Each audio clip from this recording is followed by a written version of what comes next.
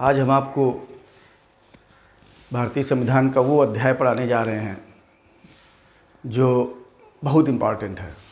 वैसे तो हमने आपको बताया है कि भारतीय संविधान के किसी एक अध्याय के बारे में ये कहना कि वो बहुत इम्पॉर्टेंट है, इसका अर्थ ये होता है कि जैसे बाकी अन्य कम इम्पॉर्टेंट हो, ऐसा नहीं है। इम्पॉर्टेंट तो सभी हैं, लेकिन कुछ इसलिए ज़्यादा इम्पॉर्टेंट हम कह देते हैं कि उनका सामना आपको रोज़ करना पड़ता है। अक्सर आप उनसे इन चीज़ों से आपका इंटरेक्शन होता है, वो आपके व्यवहारिक जीवन में भी बहुत प्रभाव डालते हैं। संविधान के बहुत सारे अनुच्छेद ऐसे हैं कि हो सकता है कि जिनसे आपका ज़्यादा इंटरेक्शन ना होता हो, बहुत सारे अनुच्छेदों के बिना भी आपका जीवन चल जाएगा, भले ही अगर आप कंपटीशन की तैयारी नहीं करते हैं। लेकिन कुछ संविधान में ऐसे प्रावधान हैं कि आप कंपटीशन की तैयारी करें या ना करें, फिर भी आपका सामना उनसे होगा। उन अनुच्छेदों में जो व्यवस्थाएं की गई हैं उनसे आपका सामना होगा, उनके बिना आपका जीवन चल नहीं सकता। इसी तरीके से संविधान में हम आज जो पढ़ाने जा रहे हैं वो है, आप जानते हैं कि भारत में जो स्थानीय शासन है, स्वशासन है, पंचायती राज व्यवस्था, नगरीय स्थानीय शासन, ये जो एक बड़ा एक भाग है भारतीय संविधान का, और जो आप देखेंगे कि जिसका सामना आपको अक्सर करना पड़ता है, आज हम आपको वो चीज़ पढ़ाने जा रहे हैं। आप जानते हैं कि अब हम शुरू करते हैं कि हम आपको बता भी चुके हैं और आप बहुत अच्छी तरीके से अब तक जान चुके हैं कि भारत एक संघात्मक राज्य है। भारत एक संघात्मक राज्य है। संघात्मक राज्य की जो सबसे बड़ी विशेषता होती है वो ये होती है कि दो स्तरीय सरकारें होती हैं। संघ सरकार, जिसे सामान्य भाषा में लोग केंद्र सरकार कह देते हैं, और राज्य सरकार।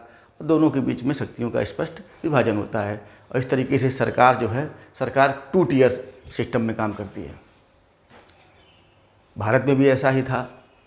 भारतीय संविधान के द्वारा भारत में संघात्मक राज्य की स्थापना की गई, और संघ स्तर पर संघ की सरकार और राज्य स्तर पर राज्य की सरकारें काम करने लगीं। लेकिन 73वें और 74वें संविधान संशोधन के बाद हम देखेंगे कि भारत का संविधान संघात्मक तो है, लेकिन संघात्मक होते हुए भी अन्य देशों की तुलना में अनोखा संविधान हो गया है। और अनोखा संविधान इसलिए हो गया है कि अब भारत में वास्तव में अगर हम देखेंगे तो इन संशोधनों के बाद भारत में त्रिस्तरीय सरकारें हो गई हैं, 3 स्तरीय सरकारें हो गई हैं, और भारत में एक तरीके से सरकारों का 3 टियर सिस्टम लागू हो गया है। और वो त्रिस्तरीय सरकारें कौन हैं? संघ स्तर पर संघ सरकार, राज्य स्तर पर राज्य सरकार, और स्थानीय स्तर पर स्थानीय सरकार। और ये जो स्थानीय सरकार है, वास्तव में आप देखेंगे कि यहाँ पर इसके 2 समानांतर रूप आप देखेंगे। ग्रामीण भारत के संदर्भ में आप पंचायती राज व्यवस्था का अध्ययन करेंगे, और नगरीय स्थानीय स्वशासन के संदर्भ में आप विभिन्न प्रकार की नगर पालिकाओं का अध्ययन करेंगे। तो ये त्रिस्तरीय सरकार जो है, आप देखेंगे 73वें और 74वें संविधान संशोधन के पूर्व 73वां संविधान संशोधन जो 1992 में किया गया, ये भारत में पंचायती राज व्यवस्था की स्थापना से संबंधित है, और 74वां संविधान संशोधन जो है वो नगर पालिकाओं से संबंधित है। वस्तुतः 73वें संविधान संशोधन के बाद भारत में जो पंचायती राज व्यवस्था है उसकी स्थापना की गई विधिवत।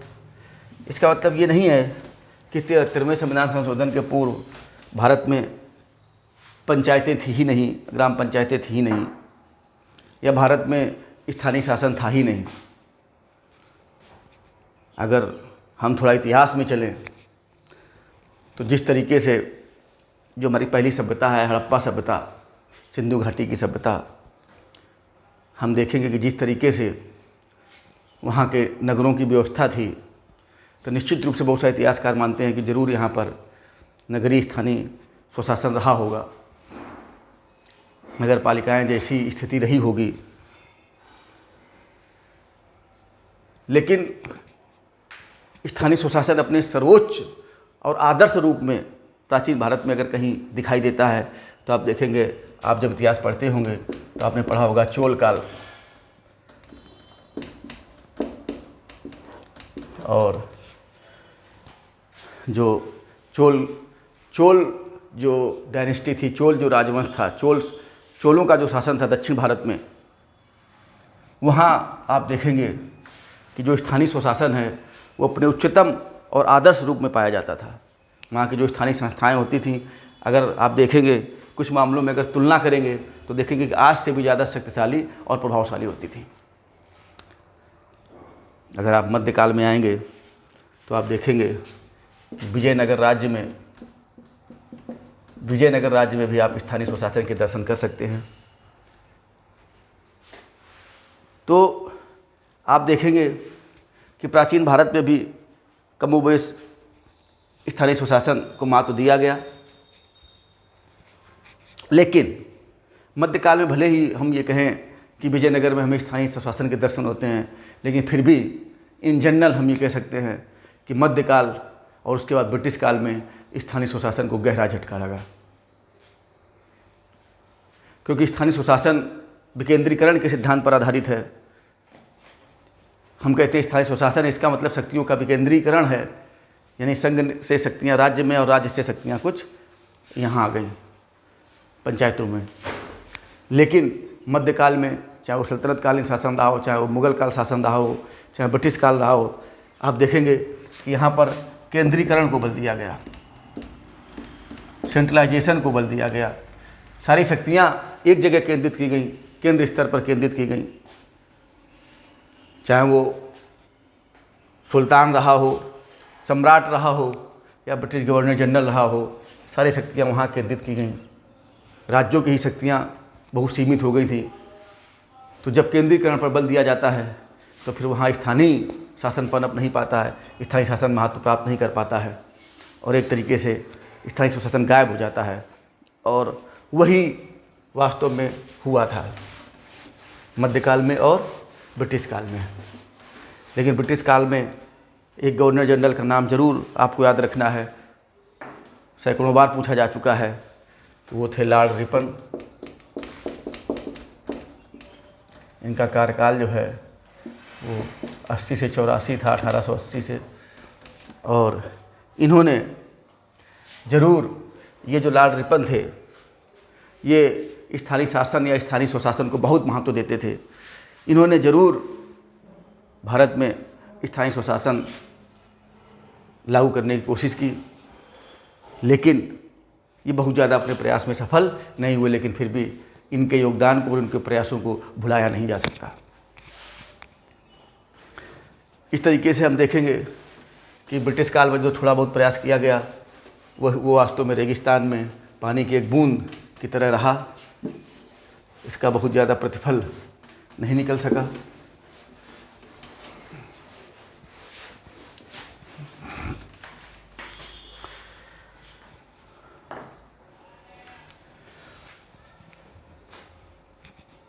भारत जब आज़ाद हुआ उसके पहले आज एक तरीके से आप देखेंगे कि संविधान सभा का गठन कर दिया गया था, और संविधान सभा ने जो भारत के लिए संविधान बनाया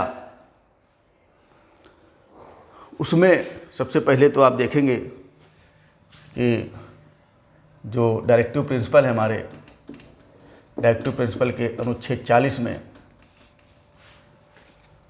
जो है वो आप देखेंगे, चाहे हम पंचायती राज व्यवस्था कह लें, चाहे वो कह लें ग्राम पंचायतों के गठन शब्द का उल्लेख कर लें, आप अनुच्छेद 40 जब आप पढ़ेंगे तो उसमें लिखा है कि राज्य ग्राम पंचायतों के गठन का प्रयास करेगा और उन्हें ऐसी शक्तियाँ और प्राधिकार भी देगा कि वो स्थानीय स्वशासन की इकाइयों के रूप में अच्छी तरीके से कार्य कर सकें। तो सबसे पहले डायरेक्टिव प्रिंसिपल में सरकार से अपेक्षा की गई कि वो ग्राम पंचायतों की स्थापना करेंगी। और हमने आपको बताया था कि जो 7वीं अनुसूची है वो वास्तव में केंद्र और राज्य के बीच में शक्तियों के विभाजन से संबंधित है, और उसमें संघ सूची है, राज्य सूची है, समवर्ती सूची है।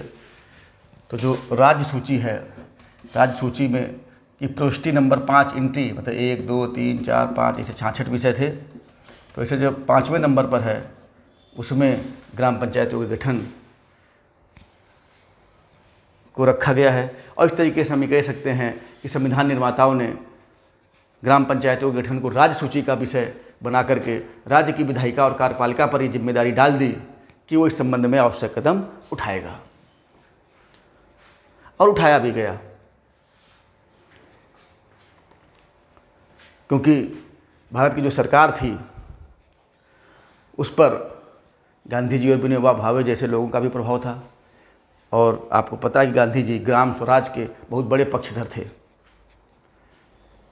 ये उन्हीं का प्रभाव था कि भारत में पंचायती राज मंत्रालय की भी स्थापना की गई। और इस मंत्रालय की स्थापना के बाद भारत में 2 महत्वपूर्ण कार्यक्रमों की शुरुआत की गई।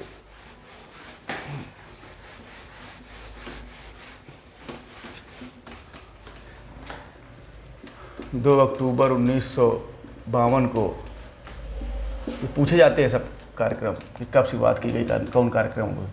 ये आप इकोनॉमिक्स में पढ़ेंगे।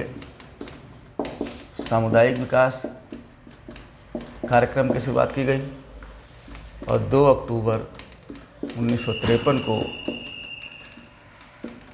राष्ट्रीय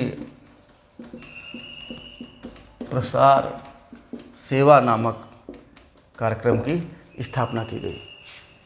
इन दोनों कार्यक्रमों का उद्देश्य ये था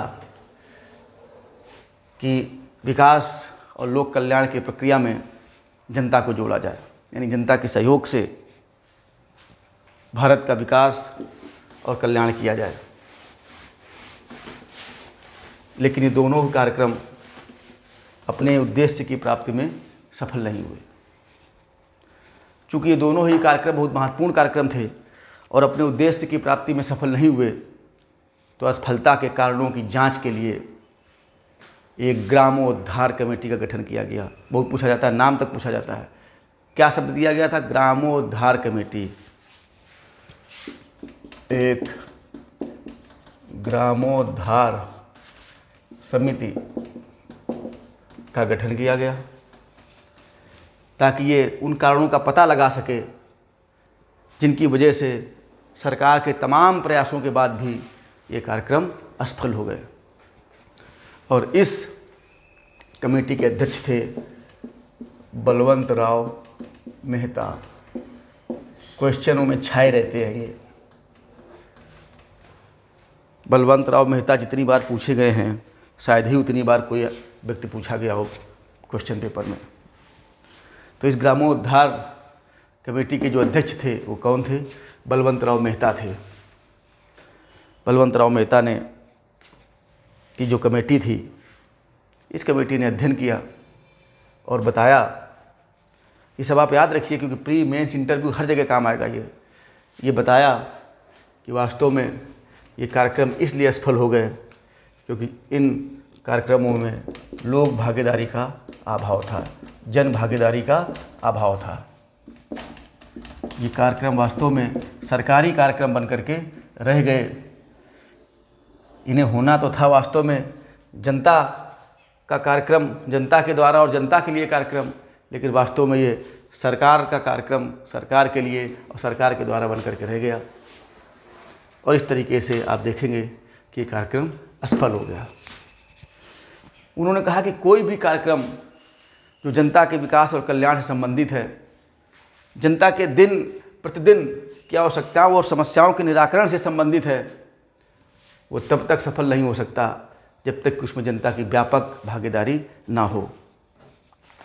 और इसके लिए उन्होंने कहा, क्या कहा? बहुत महत्वपूर्ण बात उन्होंने कही, और वो कहा कि इसके लिए लोकतांत्रिक विकेंद्रीकरण होना चाहिए। बिल्कुल शब्द को इसको आप खून में घुसा लीजिए। क्या नाम दिया उन्होंने उसको? इसका नाम दिया उन्होंने लोकतांत्रिक विकेंद्रीकरण। उन्होंने क्या कहा?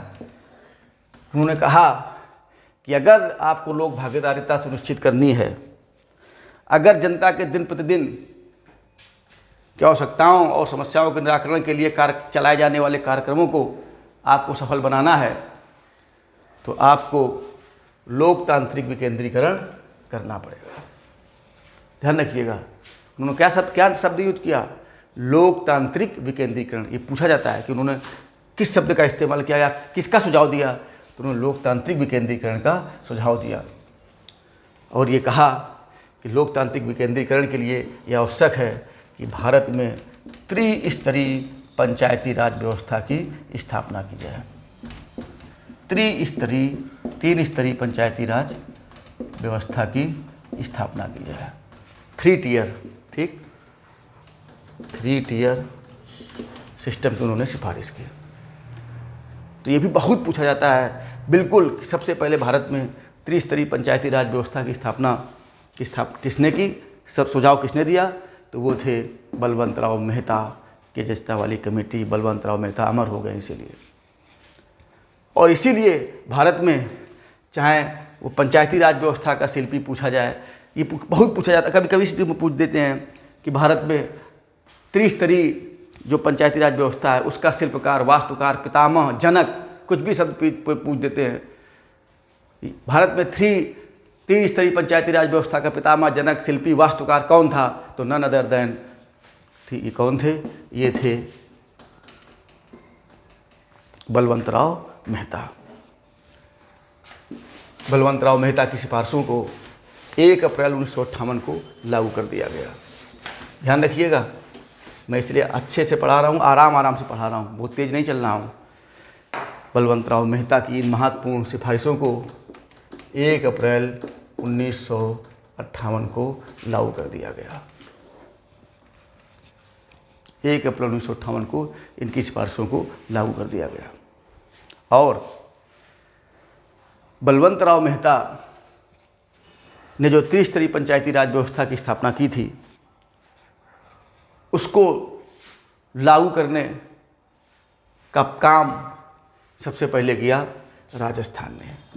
किसने किया? बहुत पूछा जाता है ये भी। राजस्थान ने किया और इसने सबसे पहले अपने यहाँ त्रिस्तरीय पंचायती राज व्यवस्था लागू किया, जिसकी सिफारिश बलवंत राव मेहता कमेटी ने की थी। और बहुत पूछा गया अब तक क्वेश्चन ये कि इस त्रिस्तरीय पंचायती राज व्यवस्था का उद्घाटन पंडित जवाहरलाल नेहरू के द्वारा 2 अक्टूबर 1959 को राजस्थान के नागौर में किया गया। ये अमर हो गए सब स्थान। तो भारत में पंचायती राज व्यवस्था का उद्घाटन कब किया गया? 2 अक्टूबर 1959 को। ये डेट भी आपको बिल्कुल रट लेनी है, याद कर लेनी है, समझ लेनी है, खून में एकदम बहा देनी है कि भारत में पंचायती राज व्यवस्था का उद्घाटन सबसे पहले कब किया गया? 2 अक्टूबर 1959 को। कहाँ से किया गया? नागौर से किया गया। और इस तरीके से राजस्थान पहला राज्य था जिसने बलवंत राव मेहता की कमेटी की सिफारिशों के आधार पर अपने यहाँ त्रिस्तरीय पंचायती राज व्यवस्था लागू की। इसके बाद आंध्र प्रदेश में लागू की गई। भारत के अन्य राज्यों में भी धीरे धीरे इस व्यवस्था को लागू कर दिया गया और इस तरीके से भारत में 3 स्तरीय पंचायती राज व्यवस्था लागू हो गई।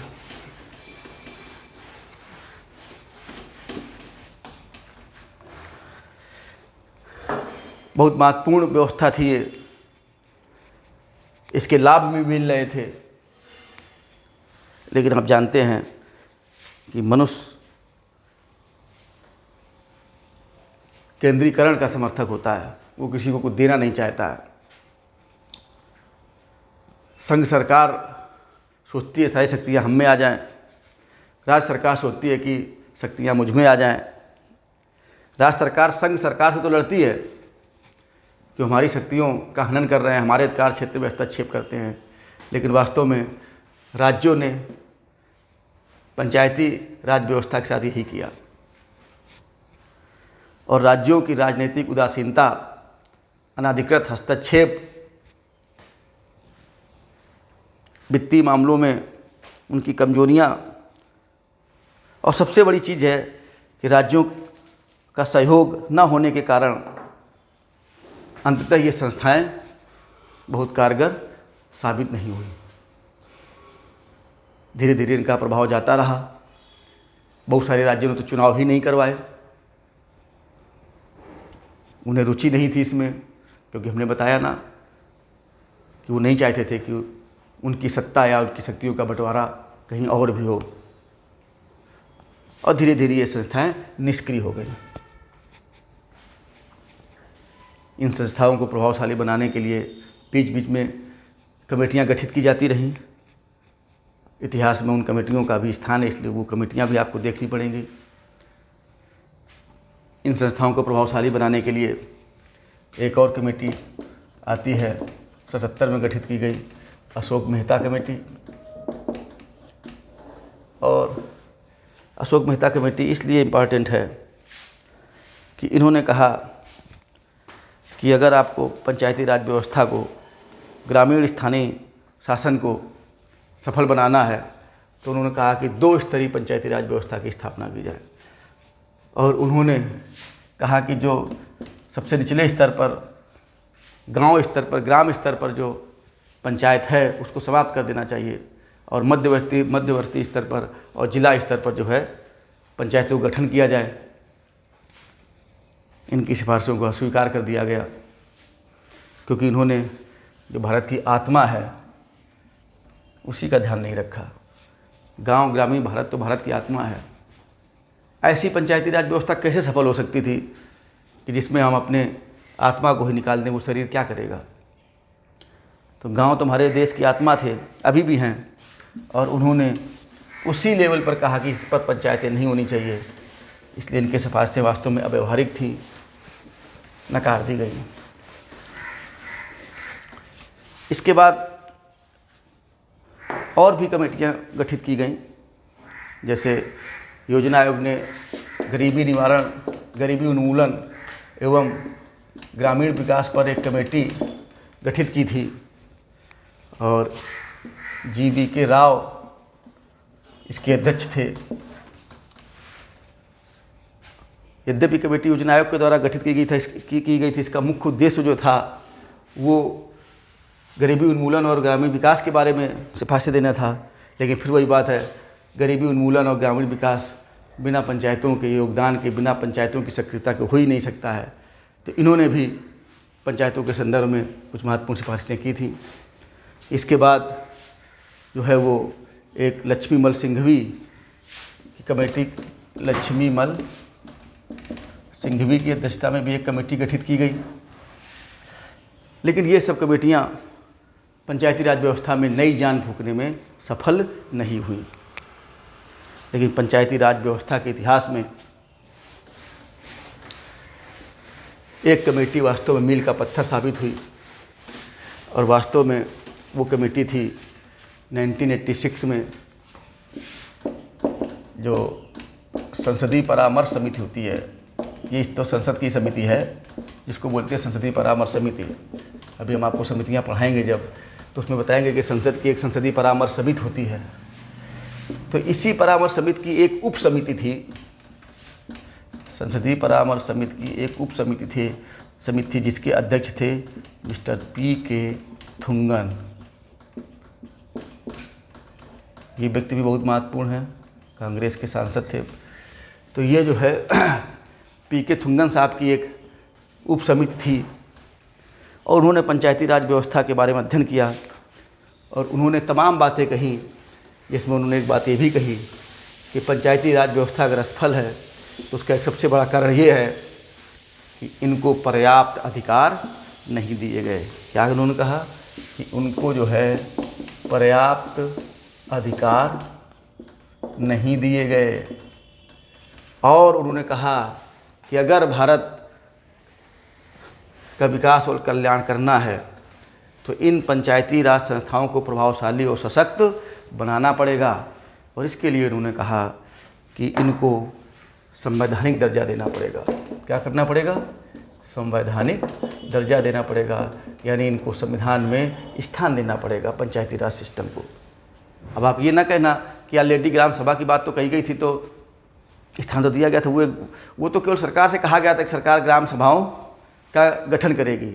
यहाँ मतलब ये है कि सरकार इन पंचायतों के बारे में विस्तृत और स्पष्ट प्रावधान करेगी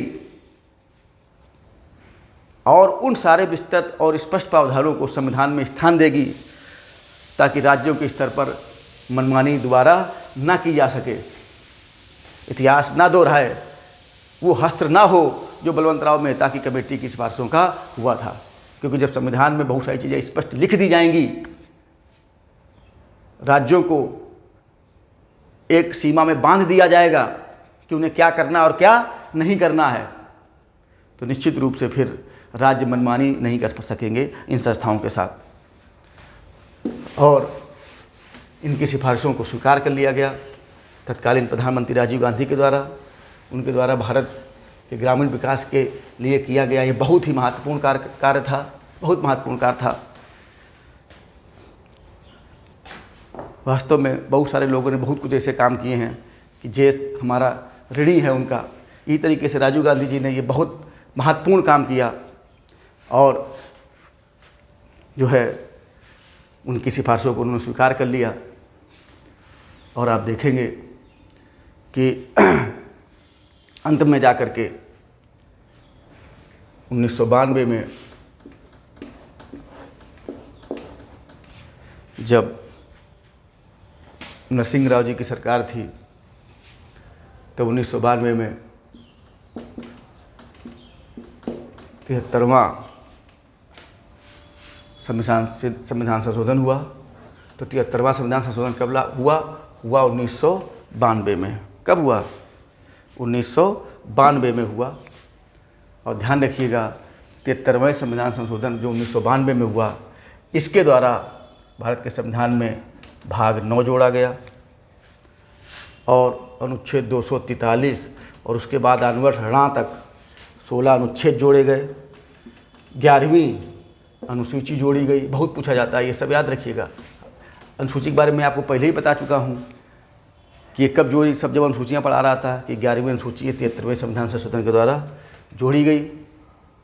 और इसमें पंचायती राज व्यवस्था या ग्रामीण विकास और कल्याण के संबंध में 29 विषय रखे गए, जिनके संबंध में राज्य विधानमंडल को अधिकार दिया गया कि इन विषयों के संदर्भ में कानून बना करके वो अपने पंचायतों को अधिकार दे सकते हैं कि इनके संबंध में वो नीतियाँ बनाए, कार्यक्रम बनाए और उनको लागू करे। तो इस तरीके से सब चीज़ें याद रखना है। बहुत सब 1992 में ये किया गया, भाग 9 जोड़ा गया, 16 अनुच्छेद जोड़े गए, 11वीं अनुसूची जोड़ी गई, इसमें 29 विषय रखे गए। ये सब पूछा जाता है कि कितने विषय हैं। और अंत में बहुत पूछा जाता है ये लागू कब किया गया? ये लागू किया गया 24 अप्रैल 1993 को। और इसीलिए राष्ट्रीय पंचायत दिवस जो है वो 24 अप्रैल को मनाया जाता है। 24 अप्रैल से 1993 को 73वां संविधान संशोधन लागू किया गया है। ये अगर आप पेपर उठा के देखेंगे तो बहुत बार पूछा गया है कि 73वां संविधान संशोधन कब लागू किया गया। तो 73वां संविधान संशोधन हो तो गया था 1992 में, लेकिन लागू कब किया गया? 1993 में, अप्रैल में, तारीख थी 24। तो ये भी दोनों दिमाग में रखना है कि 92 में पुराना, ये आप ऐसा कह सकते हैं कि जो 73वां संविधान संशोधन था 1992 में हो गया था, लेकिन हमने कहा ना कि जब कोई संविधान या संविधान संशोधन या कानून बन जाता है तो कई बार होता है तुरंत हो सकता है ना लागू किया जाए। लागू तब किया जाता है जब राष्ट्रपति अधिसूचना जारी कर देते हैं कि इस दिन से कानून लागू होगा। तो अधिसूचना जारी होने में थोड़ा टाइम लग गया होगा और 24 अप्रैल 1993 को ये कानून, ये संविधान संशोधन लागू हो गया। और ये जो संविधान संशोधन लागू हुआ तो जिस तरीके से त्रिस्तरीय पंचायत राज व्यवस्था को लागू करने वाला पहला राज्य राजस्थान था, उसी तरीके से 73वें संविधान संशोधन का पालन करने वाला सबसे पहला राज्य मध्य प्रदेश था। मध्य प्रदेश में ही सबसे पहले 1994 में 73वें संविधान संशोधन के अनुरूप जो है वो पंचायतों के चुनाव हुए। इस तरीके से अगर ये पूछ दिया जाए कि सबसे पहले 73वां संविधान संशोधन किस राज्य में क्रियान्वित किया गया, तो वो राज्य था मध्य प्रदेश। कौन राज्य था? मध्य प्रदेश। और इस तरीके से आप ये कह सकते हैं कि भारत में पंचायती राज व्यवस्था के संबंध में जो बहुत महत्वपूर्ण अनुच्छेद था, बहुत महत्वपूर्ण जो व्यवस्था थी, वो पीके थुंगन की कमेटी के आधार पर की गई। इन्हें संवैधानिक दर्जा दिया गया, इन्हें संविधान में स्थान दिया गया। और आप देखेंगे कि किस तरीके से जो 73वां संविधान संशोधन किया गया, उसके द्वारा जो संविधान में अनुच्छेद जोड़े गए, जो व्यवस्थाएं जोड़ी गई, उसके बाद आप देखेंगे कि काफ़ी हद तक पंचायतों का काया पलट हुआ और आज ये पंचायतें काफ़ी महत्वपूर्ण भूमिका देश के विकास और कल्याण में लगा रही हैं। यद्यपि अभी भी हम देखेंगे कि विभिन्न कारणों से, कारण राजनीतिक ज़्यादा हैं, आर्थिक ज़्यादा हैं, और भी तमाम कारण हैं। इन कारणों से वास्तव में ये अपने उद्देश्य में उतना सफल नहीं हुई हैं जितना कि इनको अब तक हो जाना चाहिए। काफ़ी समय हो गया है, लेकिन फिर भी इस बात में भी कोई शक नहीं है कि बहुत सारे अच्छे लोगों ने इस क्षेत्र में बहुत सारा अच्छा काम किया है और गाँव की किस्मत बदली है। लेकिन जितना किया गया है उससे और अधिक करने की आवश्यकता है। लेकिन इसके लिए ज़रूरी है साक्षरता और लोक जागरूकता, कि लोग शिक्षित हों, लोग जागरूक हों। जब तक लोग स्वयं अपने अधिकारों के प्रति, अपने दायित्वों के प्रति जागरूक नहीं होंगे, तब तक सरकार का कोई भी कार्यक्रम सफल नहीं हो सकता। क्योंकि लोकतंत्र है ही क्या, प्रजातंत्र है क्या? प्रजातंत्र जनता का, जनता के लिए, जनता के द्वारा शासन है। और जब तक जनता स्वयं अपने अधिकारों के प्रति, अपने शासकों के प्रति सजग नहीं होगी, तब तक कोई भी व्यवस्था, कोई भी कानून अपने उद्देश्य में पूरी तरीके से सफल नहीं हो सकता। अगले वीडियो में हम आपको 73वें संविधान संशोधन के द्वारा क्या व्यवस्था स्थापित की गई है, बहुत महत्वपूर्ण व्यवस्था है, वो सभी पूछा जाता है, वो बताएंगे। उसको आप ध्यान से देखिएगा। और बहुत महत्वपूर्ण व्यवस्था स्थापित की गई है, बहुत पूछी जाती है, ये हम अगले वीडियो में आपको बताएंगे। Thank you.